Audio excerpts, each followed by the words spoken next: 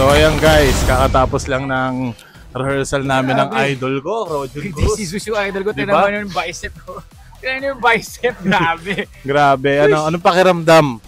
Very siya, tiring siya kasi syempre kahit paano medyo nag-full out na tayo. So na-test na natin kung paano gagawin sa music. May konting adjustment pero malaking bagay na na-rehearse natin. Pero iba talaga yung pagod natin no? Lalo na pagka ginagawa natin yung lifting, di ba?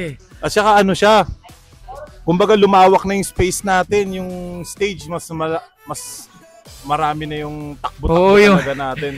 Tsaka hindi biro yung contemporary kasi aminin ko yung ibang dance mabilis, yung hip-hop mabilis, breakdancing mahirap. Pero ito din palang contemporary, physically, emotionally draining siya kasi meron tayong emosyon na nilalabas bukod pa sa sayaw natin. Yung detalye nung pag-point ng paa, kaya saludo rin kami sa mga mananayaw ng contemporary, napaka-solid nyo. Si Zeus, grabe solid na kasi ang ganda ng advice niya, gagawin ko yun. Papakinggan ko yung music para talaga nung sayaw, wala na. Ramdam na, no? Ramdam na. Sige, guys. Guys.